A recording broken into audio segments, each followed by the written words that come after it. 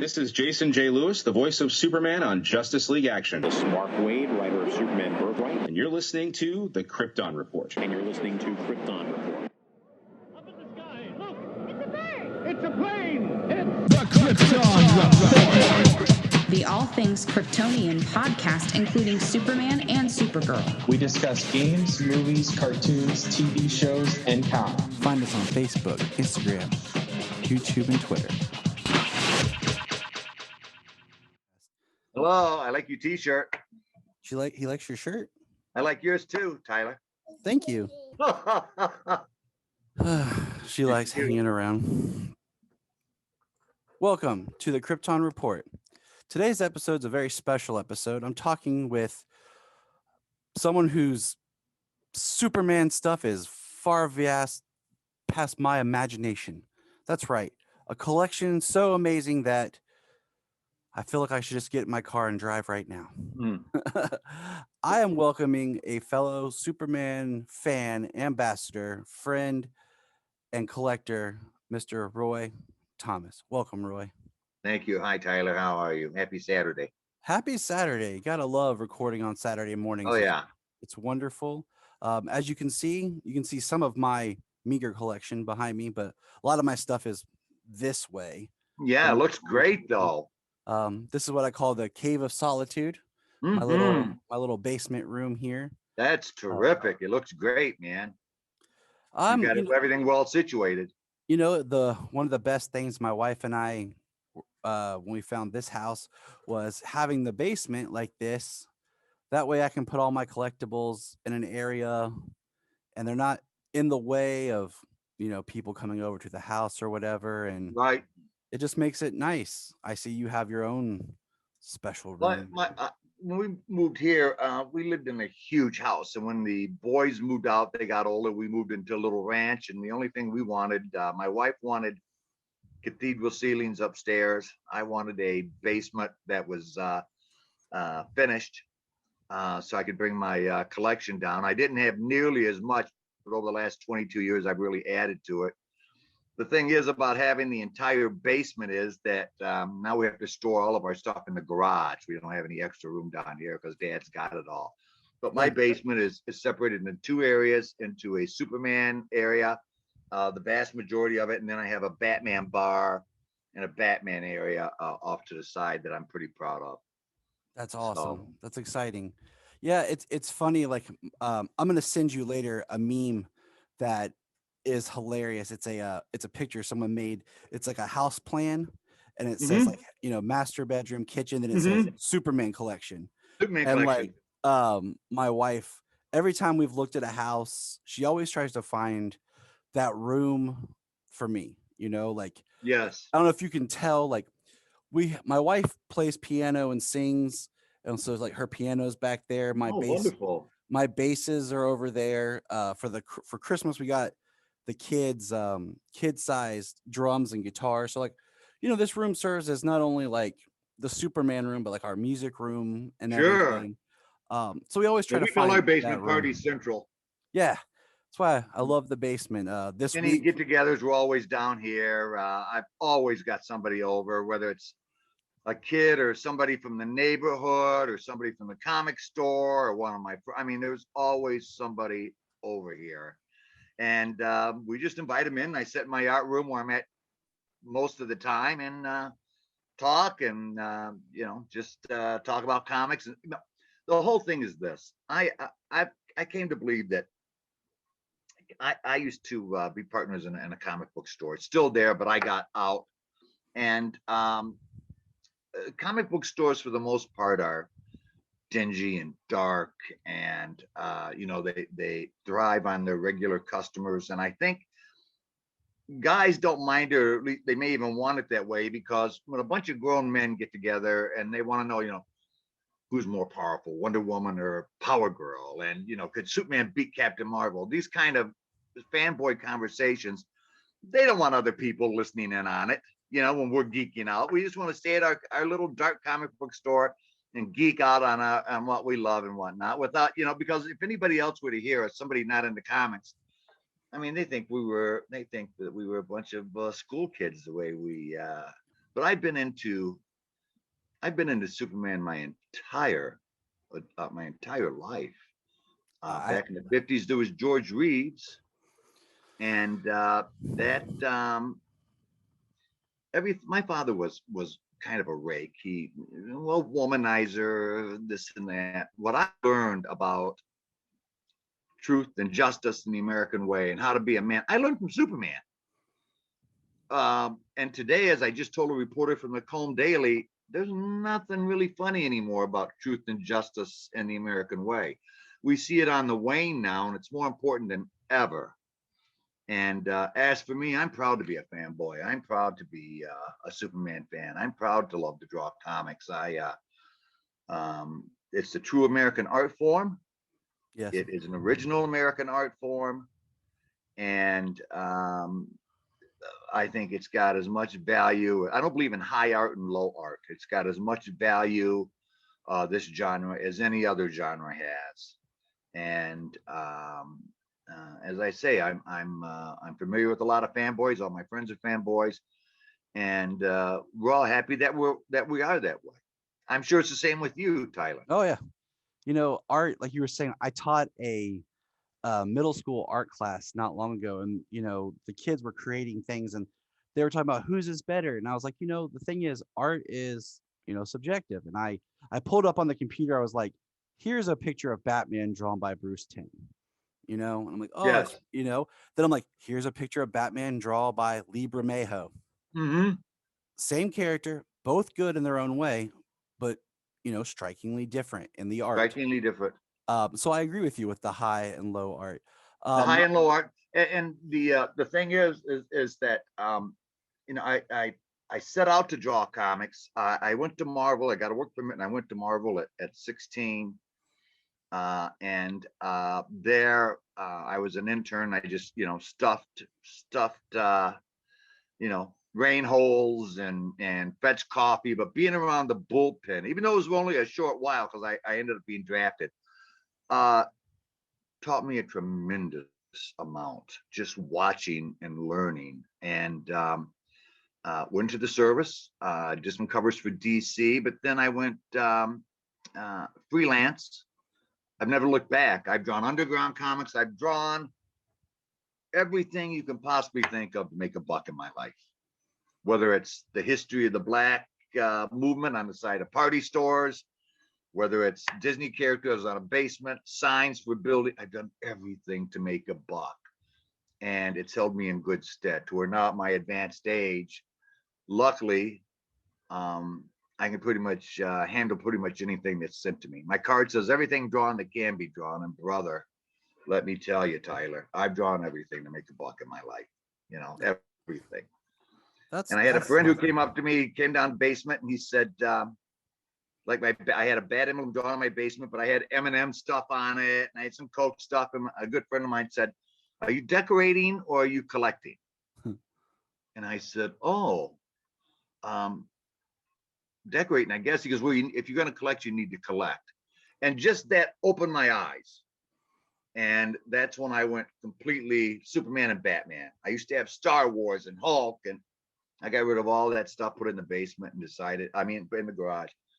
And now I collect solely Superman and Batman, and it's he opened my eyes. There's a big difference between collecting and decorating. What's funny is I always joke that, like, oh, when I was born, I came out with like the spit curl and everything. Yeah.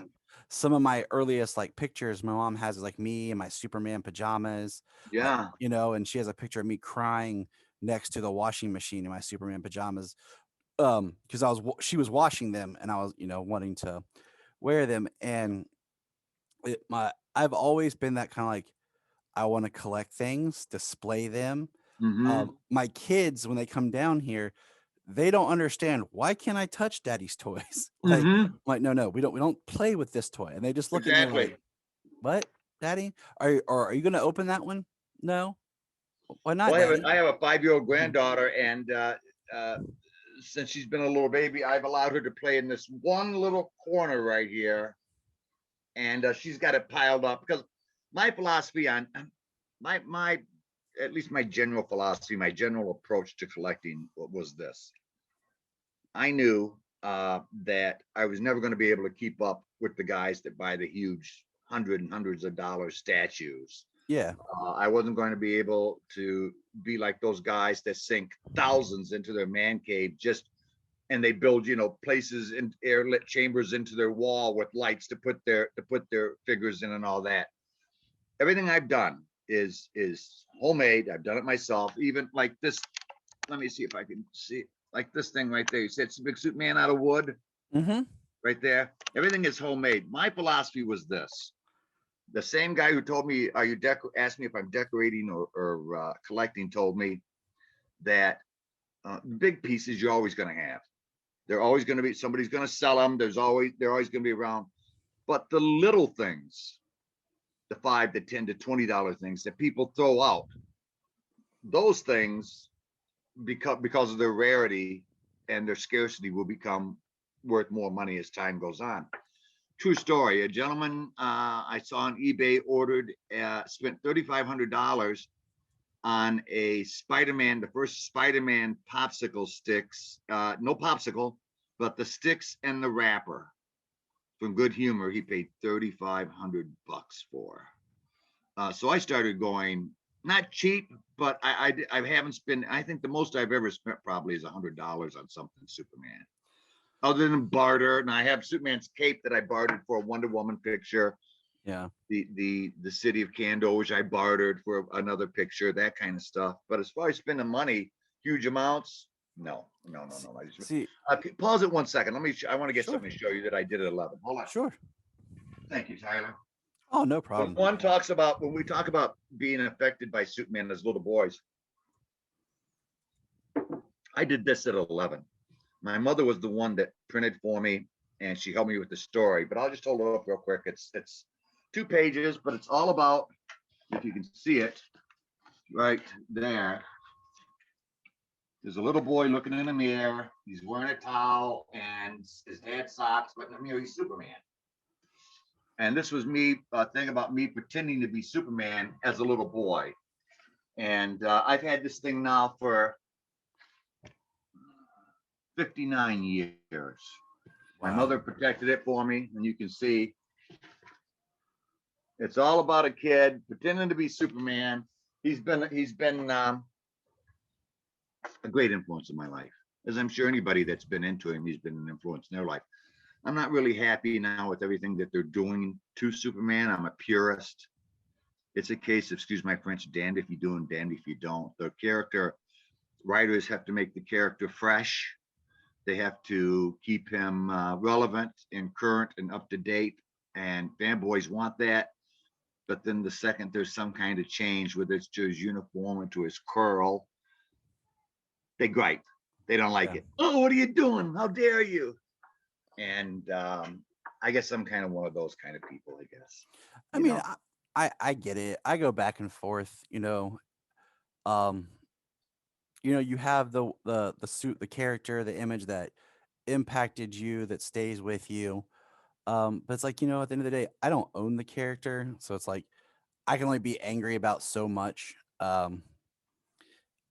just try to embrace anything and everything. And I mean, if something, does upset me, of course, I'll say something. But at the same time,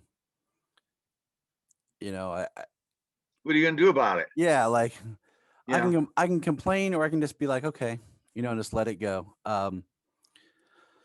There's bigger problems, bigger things in the world. No, So, there is. I mean, there is. In fact, we were talking. I'm mulling over. I had a fire down here in my art room in a waste paper basket, and the smoke damage was terrible. And I lost all my letters from my mom and to my mom from the Navy, and stuff I had in my bookcase, my personal letters and books and photographs and all. I lost all of my personal stuff. But once the fire, and we had the insurance guys over here, and they were kind of giving me guff over my collection. Oh, you should have had an extra writer on this. Well, I live in a $140,000 ranch. My basement's insured for $455,000. wow. Simply because of the things I have down here. They sent my Superman collection over to this guy to ozone it. He charged our insurance $80,000. Wow. Back then, when the adjuster came down, this was 7 years ago. He adjusted and he put the price of my Superman collection at $167,000. Now that was 7 years ago, and I've added a ton to it since then. Well, now I'm 70. I'm wanting to get a house up north here in northern Michigan. Because my daughter said to me, she goes, "Well, Dad, when you go, or God forbid," she goes, "I'm not going to know what to do with it. I'll dust it and stuff, but I'm not going to touch anything." I'll come pick it up. It's cool. Yeah. Just leave her my contact I'd like information. to sell it. I'd like to sell it piecemeal or as much as I can. There's a debate: should I sell it all at one time to one person, or sell it off piecemeal or piecemeal? The thing that keeps me from really right now, the big hurdle for me to sell it to a and I have really, we have the money, we'll take it, but they want me to catalog everything. Tyler. Oh yeah, I've got thousands of pieces. Oh, I believe it.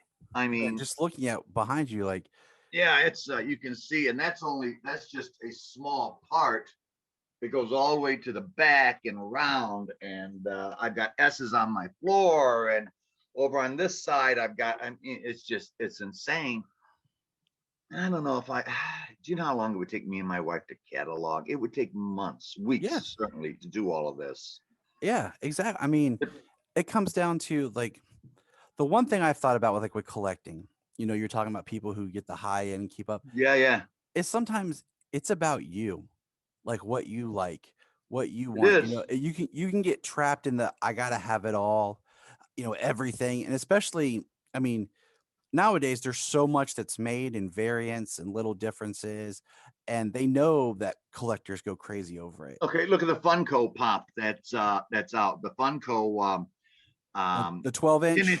Yeah, 10 or 12 inch yep. Superman. Okay, I couldn't find one, but one of my very good friends is a manager of a Myers grocery store, department store, and he hooks me up when things come in. I finally got one, but already they're selling on the internet. They sold out.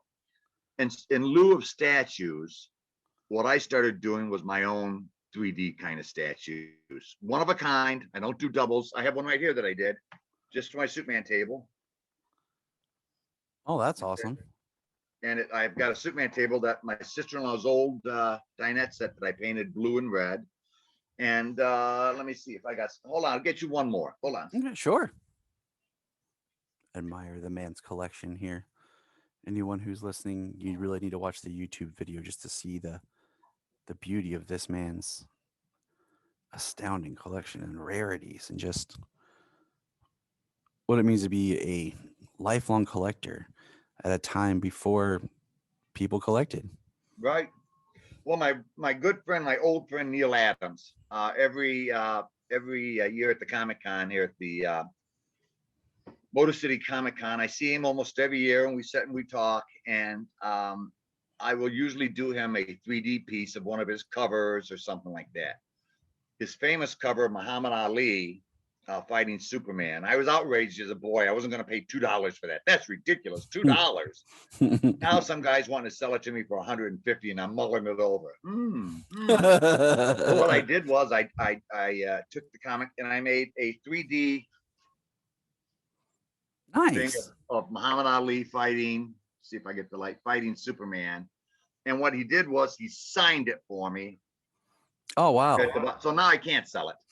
Just his signature alone was more than the piece. And then I did at Alfred E. Newman. Oh, nice. Superman. And then there's this one here that George Reeves that I did. Well, like I say, I do these in lieu of statues. Buying them. I just draw my own. That's cool. And they really caught on. And I'm so busy now. I'm busier now at 70 than I've been at any time in my career. My email's off the hook. My phone rings off the hook. At any one day, I've always got 10, 12, 14 assignments, always in the rear behind me. I draw 100 hours a week, and I don't do doubles. Now I've Yeah. drawn 1,000 Supermen, but I've never done the same one. Like we were talking about Mhm. before, where different artists draw Superman and whatnot. I purposely try to get him in a different situation or a different look or a different pose.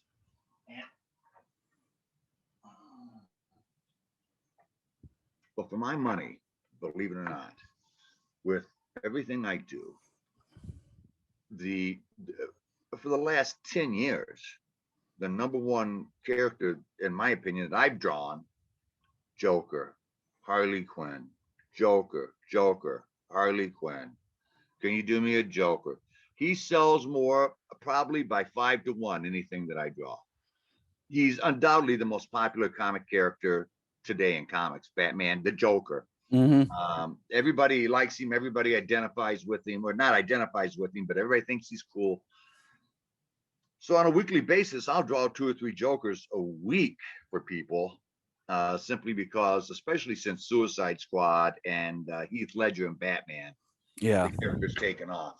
I love your room back there. It looks very eclectic, very nice, very Thank cool. you. Thank you.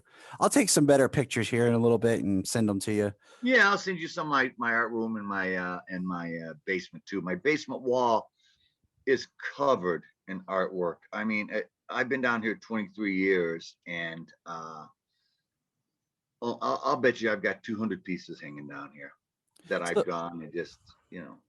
So let's back up for a second here. Sure. Let's dive back into young Roy. Yeah. What was your first exposure to the Superman character that you can remember? The first exposure to Superman, Yep. George Reeves, and his TV series. Superman comics after that. I got into Superman comics just before Kurt Swan took over full time, and I can't think of the gentleman's name. It's mind fart. I can't even think of his name now. The guy that drew it back in the 40s and 50s. They say the guy was a real piece of work. But it was Kurt Swan. I loved his style. He drew such pretty pictures, and like anything else, it was the imagery that pulled me in. I wanted to learn how to draw. Oh, look how he draws anatomy. Oh, look how those buildings are drawn. And I couldn't stand Marvel, simply because back at the time, the color was substandard. I thought the feel of the paper substandard, and Jack Kirby drew everything. And like an idiot, I didn't realize how great Jack Kirby was until I got on later on in life. What am I thinking? Mm-hmm.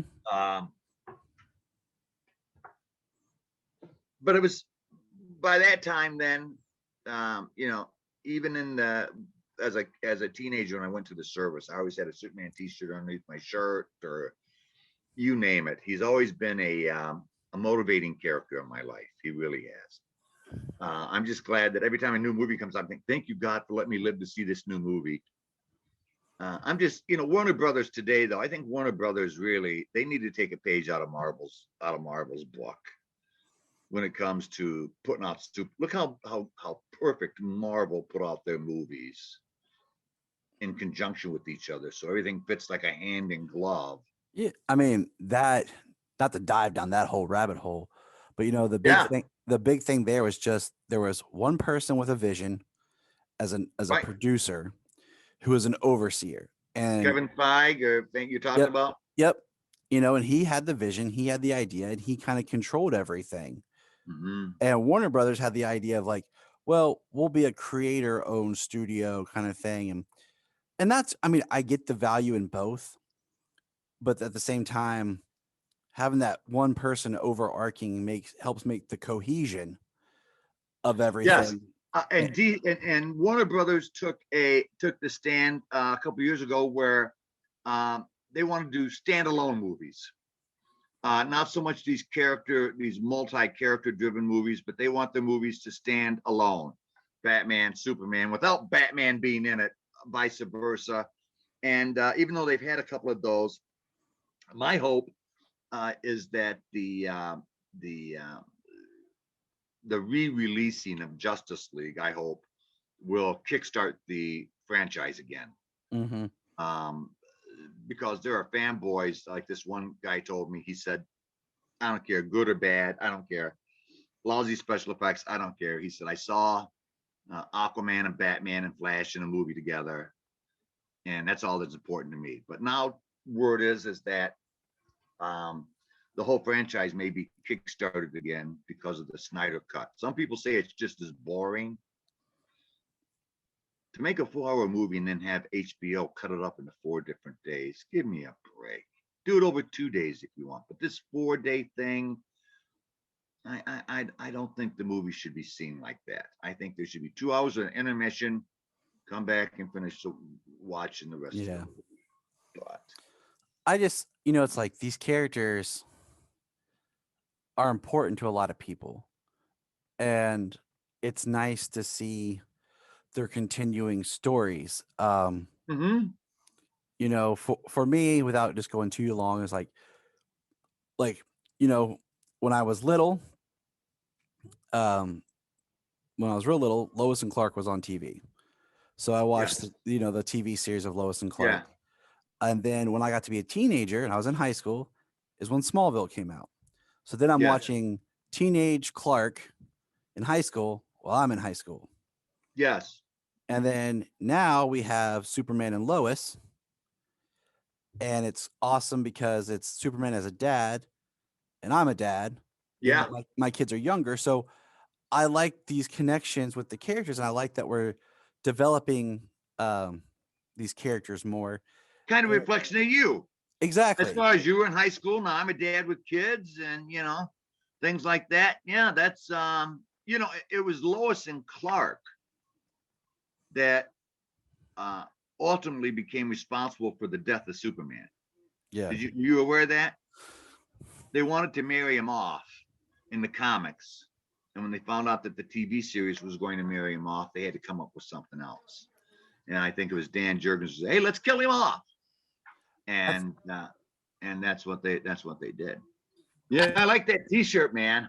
Oh, thank you. My wife's best friend's husband got me the Kingdom Come Superman shirt. And he got me the Red Sun for Christmas. So my daughter ordered these for me too on a Superman website, and I like that. I try to collect my shirts is getting the different versions, so it's not like I'm buying the same thing over and over. Right. So do I. Yeah. But what I was gonna say is one conversation we've had a lot on the podcast and stuff is what I hate is it seems like the only Superman stories that matter to people, like death of Superman stories. It's like everybody wants to do the death. And even All-Star Superman, which is what people think is one of the best Superman stories ever written, is a different death of Superman story.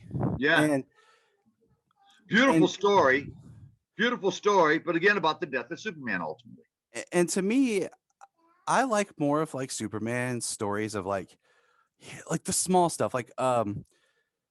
I buy a lot of stuff in trades just because it's easier, but I always like Superman Grounded Volume 1 when J. Michael Straczynski was writing it, because it was like Superman taking an interest in ordinary people and being on with people and the impact that he can bring in small ways. And that's something that I like seeing reflected in the character on the different shows and everything.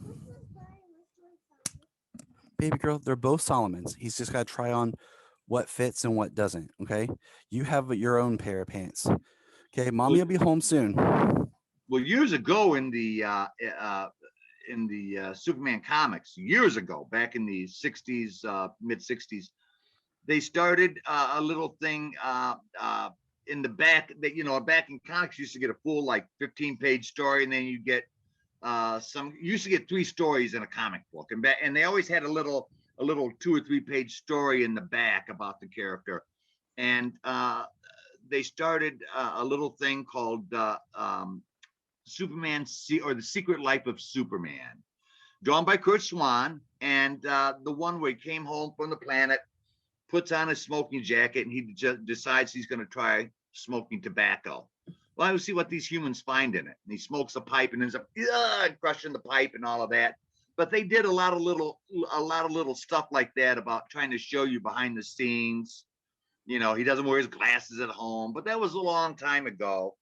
And just to try to give us an idea of what it would be like to be that way in real life and have to act like, you know, like you're a regular person.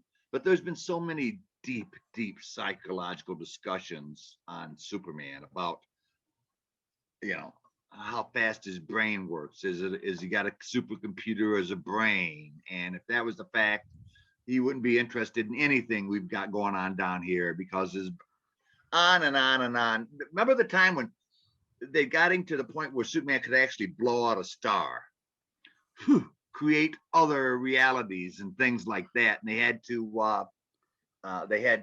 dial it back a little bit. And although I wasn't really one when they started taking his powers away, I really wasn't a fan of that. I don't think they should have put that in canon where, yeah, we're going to take his powers away from making. I don't want or need more powers, Superman would say. And I'm thinking that's kind of a mistake, you know, that's a mistake. Don't lose his power. You don't have to concentrate on everything, but him blowing out suns and moving planets and all that. But at the same time, you don't have to show up. But at the same time, don't make him weaker than what he, you know. And I would also like to see Superman in more of his comics. Of course, it'll never happen, but every now and then a crossover. But I really would like to see Superman team up or battle other characters. You see a lot of fanboy pictures. Let me show. I did this one with Superman and the Hulk. Okay. I would love to see Superman fight the Hulk. Did you ever see the? If not, I'll send you a link. There was a guy online who did like an animated Superman fighting the Hulk video. I did. Okay. Very good. Very good. Really, really well done. Yeah. Yeah, I missed like the old when they had the DC versus Marvel book that came out in the 90s. That'll never happen again. Well, you know what, Tyler?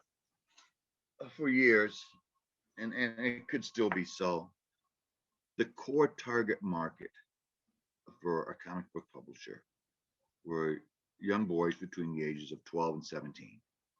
They're the ones that's why the women had big breasts and little 12-inch waists and long legs.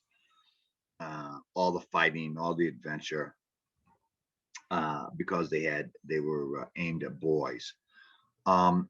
With the price of comics today, $4 or $5, then you get the graphic novels, $20, $25. They pretty much closed off the genre to young boys. As far as now, they still buy comics, but for a kid, you know, when I was growing up, I could take $1 and get 10 comic books for $1. You're laughed at. You can't spend $1 anywhere. If you walk into a comic book store with under a $5 bill to buy one comic, you're going home without anything.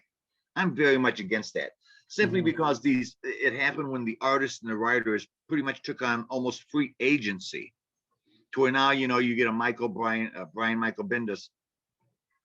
The guy's making $5 million a year. He signs a 10-year contract.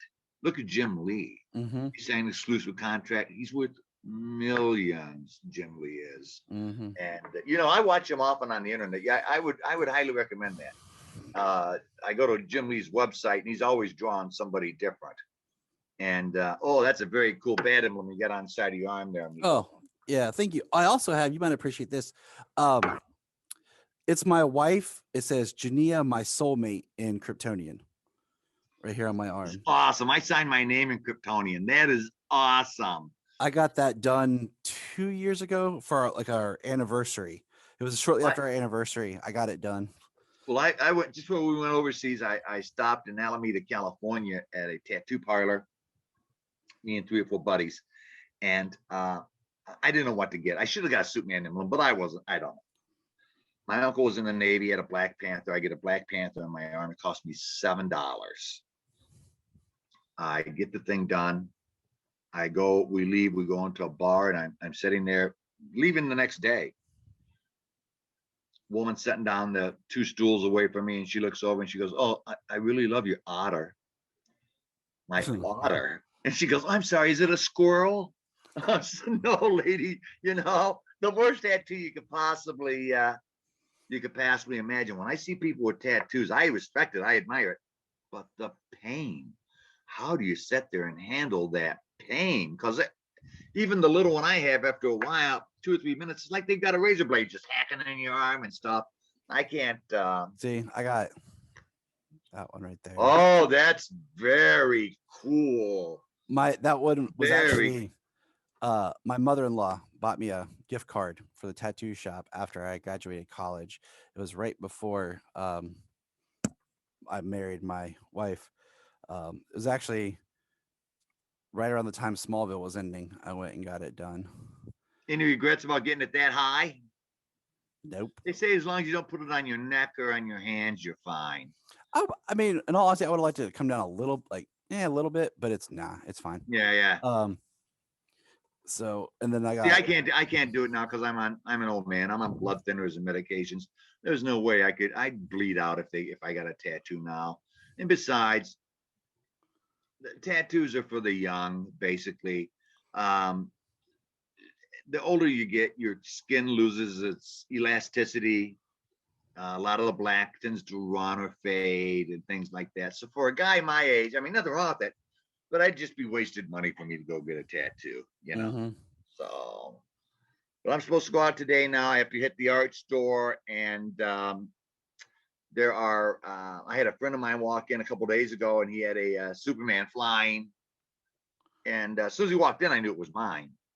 And I said, where in the hell did you get that? Oh, I got it at an antique shop in Bloomfield. It was in the front window, he said. I drew the damn thing probably 30 years ago. Wow. It was an antique shop. I got it out. I bought it. It was in the front window. And the guy walked in. The guy goes, "Oh yeah, it's signed and everything." Sure enough, it was signed by. I don't even know how I got there. Wow. But I do that an awful lot. I walked into a restaurant out in this Mount Clemens, a suburb right across this Coney Island, across from the courthouse. I walk in this Coney Island. They've got a big Superman picture I drew 20 plus years ago. I don't even know how I got there. But you go in all the neighborhood stores around here, they've all got stand-ups, they've all got pictures, they've all got where they hang them in their stores and stuff and sell them for me. I've got my stuff hanging in so many local businesses around here. Roy, you decorate our business and we'll sell them for you right off the wall. And that's what I've been doing now for the last 10 years, 2 years, and it's turned into a cash cow. That's awesome. I mean, honest to goodness, I bet you I've got 400 pieces hanging in this Coney Island. An insurance building, I probably got another 100 in there. Smoke shops, party stores, name it. Go ahead, Tyler. No, that's impressive. Well, it's just because I'm trying to make a buck. I don't advertise. Yeah. It's all word of mouth, because I'm certainly not ambitious, and I'm not driven. And I certainly don't have any kind of a plan. It's just, do what I like to do, and hopefully it'll catch on. And I've been lucky in that, because I make a pretty decent living from selling freelance art. The thing about freelance is, though, as I tell my students, I teach art twice a week down here. And as I tell my students, being freelance, you've got to hit every picture out of the park. You've got to hit every ball. You can't have a strike or a ball or a double. No, they're paying you. They want a home run, and that's where the pressure comes from. It's self-imposed, because you want to do the very, very best you can do for that client.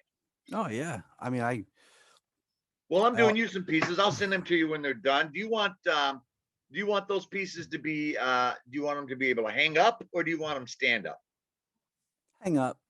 I think it would, because I told my wife, I told her about it, and we have some art pieces upstairs that and I'll take some pictures and send them to you. Yeah. Like some friends have done and stuff like that. And so she wants to hang it up when I was telling her about it. So yeah, I wanted to, so let me get my train of thought here. Who is your favorite Superman?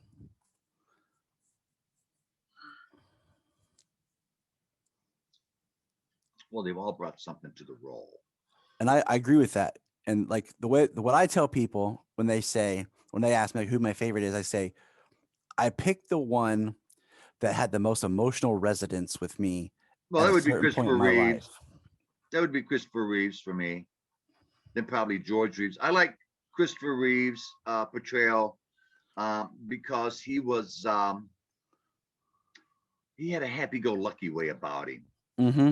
and that's what I enjoy. What I don't like in Superman Returns with Brandon Routh, I don't like when Superman gets his butt kicked, and then like and I thought it was just almost an unforgivable scene is when Lex Luthor, Kevin Spacey's getting ready to shiv him with this sharp piece of kryptonite, and as they've got him around these other two guys, and he's yelling, "Oh, oh," as they're dragging. Come on, man, come on. I mean, beating him is one thing, but then to have him yelling, screaming as they're dragging him, "Oh, come on, you guys, don't do that. Don't do that." I prefer when they concentrate on the super, but I also like it when they concentrate on the man part. Yeah. And that's what I like about Henry Cavill. He's a real man, a manly man playing that role. But he's even Henry Cavill, it's like pulling eye teeth to get that second movie made. I just read something.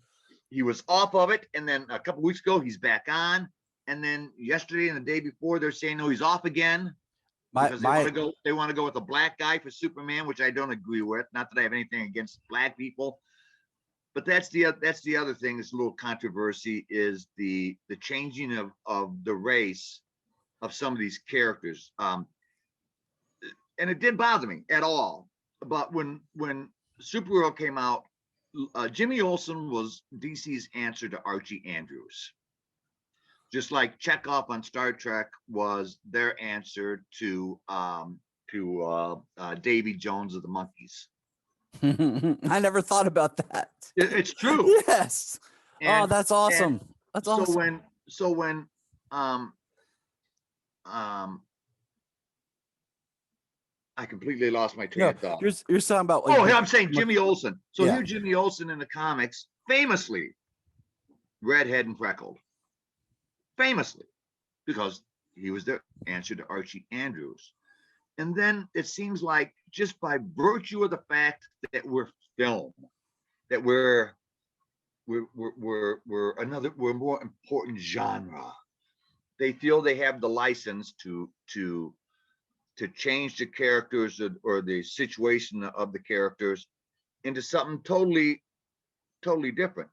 So when Supergirl is talking about having a crush on Jimmy Olsen, and I'm thinking, oh, Jimmy, and then the 7-foot-tall black guy walks in as Jimmy Olsen, it has nothing to do with racist. It has everything to do with comic purity.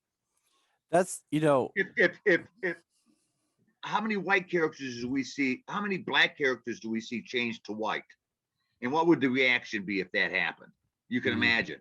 So if it's important, and it is important, to have black, viable, believable, pertinent characters, then it seems to me it would be better if they would come up with new characters rather than changing a white character into black. I think that would be more insulting than anything else. Like I saw Morgan Freeman one time, and he said, I'm tired of people trying to dawdle us. Give us our own history month. He said, how embarrassing. We don't need our own history month. Black history is history, not black separate history, but it's history. It's not a case, of course, that the prevailing political winds in this country today, if you say anything even slightly controversial, they cancel you out. It's not about race. It is about just being true to the characters. If you, and rightly so, if you think black people need and deserve, rightly so, their own characters, give them their own characters. Don't change the race of somebody else to make him black. I think you water down the character that way, and you insult the audience that you're doing it for, in my humble opinion. See, my thing was with the Supergirl thing, it's like I like the actor, but then him as James, they made him too cool.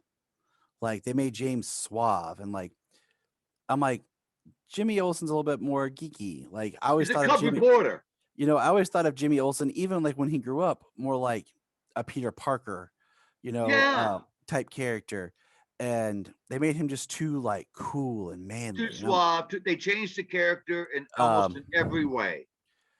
But my you're talking about comic book purity, and like I get it. And my thing has always been hair color. Has always made me upset. Like, Me too. you know, because in comics you're only working with so many colors. You're drawing, so when you make a character a redhead or black or brown haired, it's for a purpose. So like, Amy Adams is Lois Lane. Oh, I hated it. She has red hair, and I'm like, that bothers me because in my mind, red hair is Lana. But yet, since the Superboy TV series, every live action Lana is now not redheaded. Yeah. I mean, that's exactly what I'm talking about. Why would you change that? Do you feel it's unimportant? I mean, like, and even Amy Adams said one time, she goes, well, I asked Zach, I'll play Lois Lane. Oh, okay. Should I dye my hair? No, I'll leave it red. That shows me right there that Zack Snyder really isn't hip to as far as it's those things right there. Those little things. Hair color, because they had a very limited color palette. Mm-hmm. So you changed their hair as an identifying feature. Mm-hmm. So, it's Lana. She's got red hair, even though you can't see the face. But I know it's Lana because she's got red hair. And it goes back to you have different people drawing it. So subtle differences can make it look different. But the hair color is something that helps, because if you look at like ground them, plant them. Jim Lee drawing the face of Bruce Wayne and then Jim Lee just drawing this face of Superman. There's a lot of similarity in there, and that's another thing is, with the characters, like the little changes, and sometimes it's hard to tell. And like with hair color, for example, Melissa, who plays Supergirl, natural hair color is brunette. She dyes it blonde to be Supergirl. See, is her name Linda Danvers in the Supergirl? I've only watched it once. What's her name in her they just use identity name? They just use Kara Danvers. Oh, Danvers, yeah, because she was normally blonde and wore a brown wig in the comic books, and by now she dyes it. So it's just to me, hair color has always kind of been important, just for like identifying markers and. Well, yeah.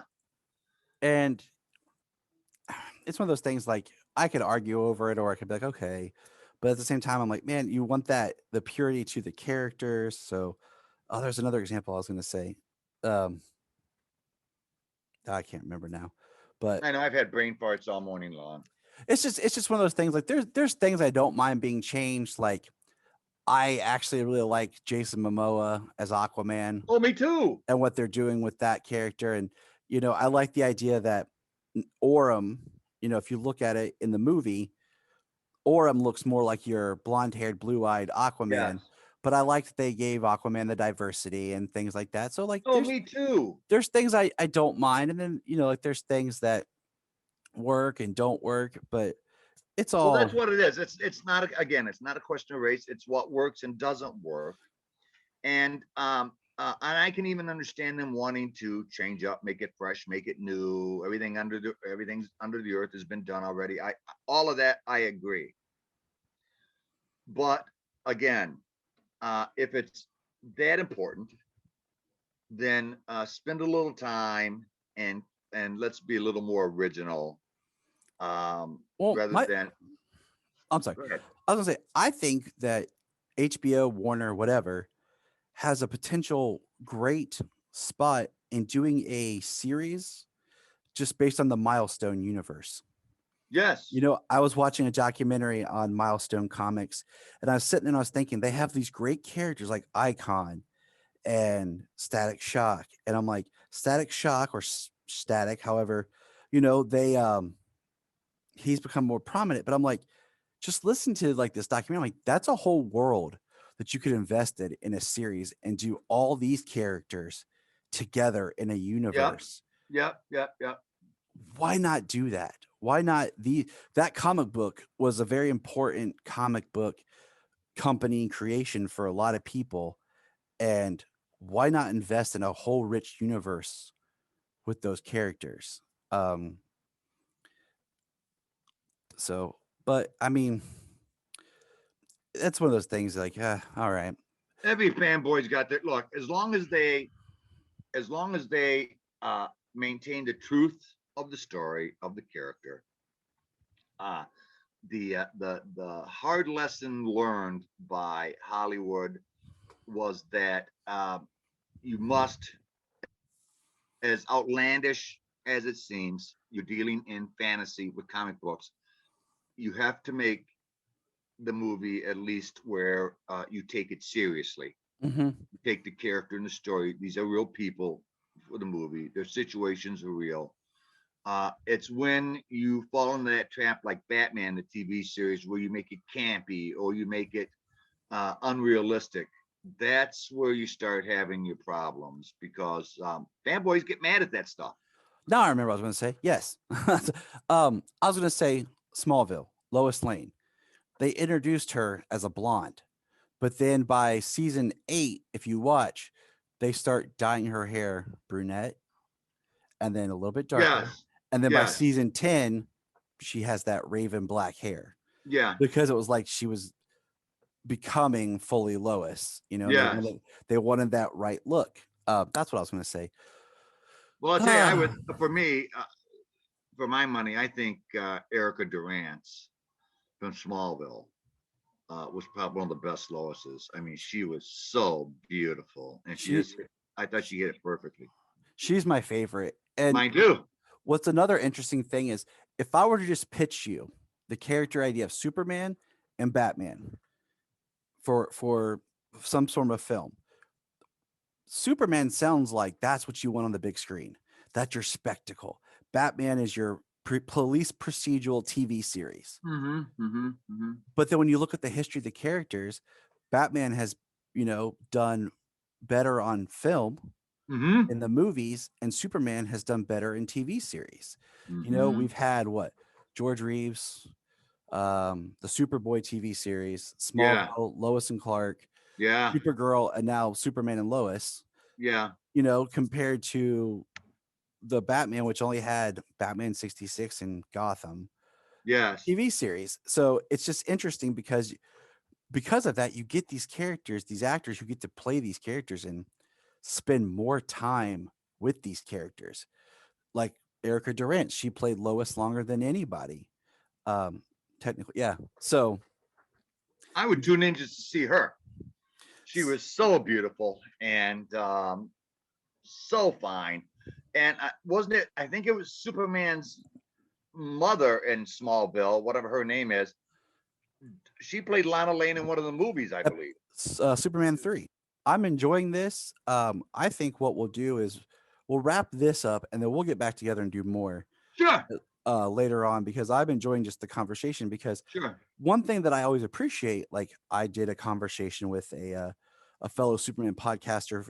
He's from England, and I've done crossover podcasts with fans from Australia, and it's getting the different perspectives. You are older than I am, so your experience with the character differs from mine, and it's always fun to talk, and to see what resonates, what hasn't, and just your experience with the character. Because, for you collecting, a lot of things weren't available to collect. Now, I mean, I can walk to the store and they have stuff. Oh, we're in the platinum age. There's been a perfect blend of comics, movies, and merchandising. So, I mean, perfect blending. It's so easy for me to get a hold of, Superman items compared to what, the struggles of finding things. Oh, indeed. This is, we live in, if for collectors and fanboys, other than the rising expense of everything, for us to live in this age, it's the worst of times and the best of times. We can go to the movies or rent these fantastic big budget superhero movies. We've got the comics, we've got online, we've got the graphic novels, and we have the collectibles. And so it's the best of all times for a diehard fanboy like we are. And really everything we talk about, whether it's the changing the race of a character, the color, all of that is just it's just peripheral stuff. Yeah, I mean, the main characters still exist. They're still viable. They're still vibrant. And at one time back in the '60s, that the monthly issue of Superman sold more comics than all comics combined on a monthly basis. Think of that. That Superman, when he was drawn by Kurt Swan in the mid 60s, was the #1 selling magazine in the world. The other thing is too, when you watch these new shows like I don't know, America's Got Talent. Well, we have 30 million viewers tonight. I got news for you, man. When Superman with George Reeves came on, there were 60+ million kids watching him every time that tube came on. And I've often thought, if he would have lived, let me rephrase that. I've often thought he didn't realize how much he was loved by those who watched him. And if he would have lived as we grew up, we would have made him a superstar. He would have been, George Reeves, he would have had a resurgence because it's these kids who loved him so much as a kid, as Superman, they would not have forgotten George Reeves. My heart still breaks over George Reeves. Just I mean, the way Adam West has kind of had a resurgence in the latter part of his life. Look, I've been at Comic Cons with Adam West and Burt Ward, who's ridiculously overweight. Adam West, when I the first time I saw him, was charging $30 and for an autograph, but as the years went along, he was charging over $100 for it. Buddy, the line would be wrapped around the building twice to get his autograph. He would leave these Comic Cons with tens of thousands of dollars in cash from his signature. Yeah. It would have been the same with George Reeves. George would have made it. He would have been, but he here you are, 44, 45 years old. You've been canceled. You think you're going to have to go into wrestling. And I believe I'm the one of those that believe he killed himself. I don't think he was murdered. I think he killed himself. I think he was depressed. And I think that, and people don't realize that his hair was snow white. He'd been dyeing it for Superman. It was snow white when he died. Still trying to play Superman. It's definitely heartbreaking. And, I have some of the seasons of The Adventures of Superman that I watch, and it's a good show to watch, and it's a good take on the character and getting to see somebody had to be first. That's why, when you talk about Heath Ledger wouldn't have been Heath Ledger if he hadn't had Jack Nicholson to bounce off of and do something different.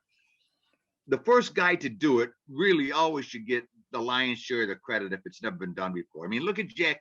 Up until Heath Ledger, Jack Nicholson's Joker was the standard by which everybody else. Now it's Heath Ledger, but Ledger had something to bounce off of, whereas Nicholson didn't. And the same with George Reeves. They've all those that come after have shoulders to stand on.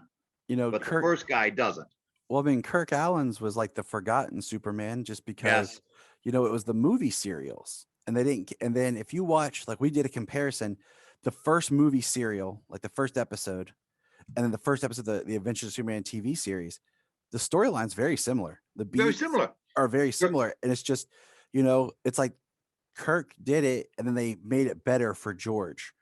Because they had to draw in the fact that he was flying. They would animate him flying in the serial.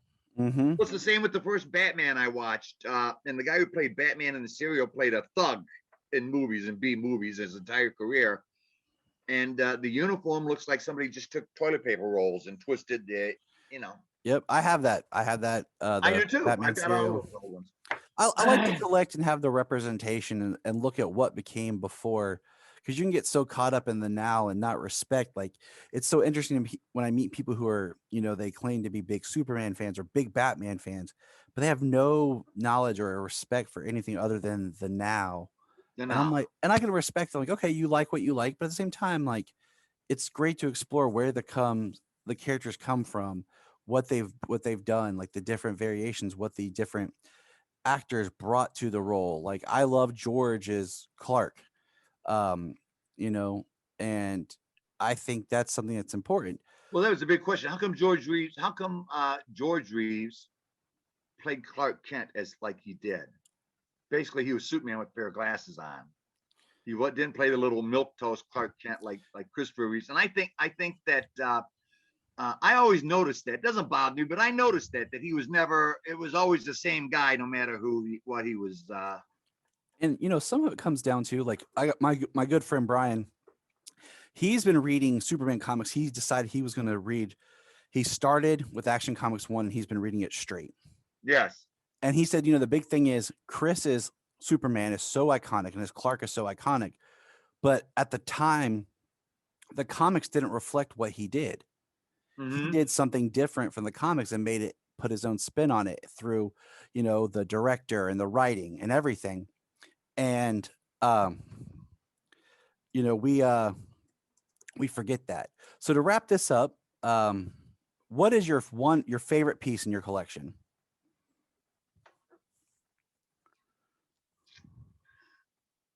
Probably my cape. It's only one, I believe, of 29 that they made. It came with his. I don't know if I can show you here. Let me see if I can just give you a quick peek of it here. It's right there. You see it? Yep. It was one of, I think it was 29. It comes with the belt, with the little compartment inside the belt and all of that. And at the time, I believe that I got it, and this was all years ago. It was around $700 or $800 then. And the guy that had it, he had ordered it, and he wasn't a Superman fan. He just thought it'd be different, and we swapped it up even for a painting of Wonder Woman. That was his character. He loved Wonder Woman. Nice. So I did him the painting. Rather than pay me, he gave me the. And we also did the same thing on Bottled City of Candor. He gave me one of those for a picture, but really big, hundreds of dollars worth of picture. But yeah, so listen, it's been a lot of fun. I'm glad we finally got this together. Anytime you want me on, give me the word. I'll be glad to. We'll sit here and we'll shoot the crap as far as what we love goes. So, all right. All my best to you and your family. Thank you. Thank you so much for inviting me. Look up in the sky. Look up in the sky.